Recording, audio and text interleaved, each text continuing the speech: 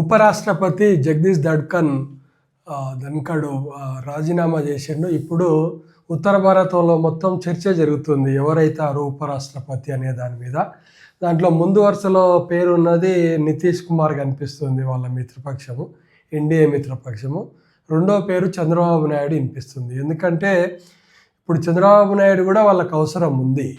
వాళ్ళకి NDA government కావాలి, వాళ్ళకి బీజేపీకి సీట్లు తక్కువనే కాబట్టి వీళ్ళ అవసరం చాలా ఉంది.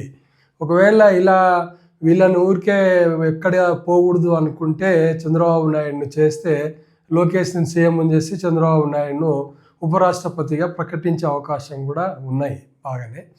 ఇంకా అది కాదనుకుంటే ఈ మధ్య కాలంలో గడ్కరీ ఎక్కువగా పోటీకి వస్తున్నాడు, ప్రైమ్ మినిస్టర్ పదవికి, ప్రధానమంత్రి పదవికి పోటీకి వస్తున్నాడు. అప్పుడప్పుడు అతని భావం కూడా, అతని భావ వ్యక్తీకరణ కూడా చేస్తున్నాడు. ఒకవేళ గడ్కరీని కూడా తప్పించాలనుకుంటే అమిత్ షా మోదీ వ్యూహం పన్నితే గడ్కరీని కూడా తెర మీదకి తీసుకురావచ్చు. కానీ గడ్కరీ ఒప్పుకోడు అనుకుంటాను నేను. ఇక కాకపోతే రాజ్నాథ్ సింగ్ కానీ నిర్మలా సీతారామన్, ఒకవేళ మళ్ళీ మహిళకే ఇవ్వాల్సి వస్తే నిర్మలా సీతారామన్కి కానీ ఛాన్స్ ఇచ్చే అవకాశం ఉంది. నాకైతే నితీష్ కుమార్ కానీ చంద్రబాబు నాయుడులో కానీ ఇద్దట్లో ఎవరినో ఒకరిని చేసే అవకాశం కనిపిస్తుంది.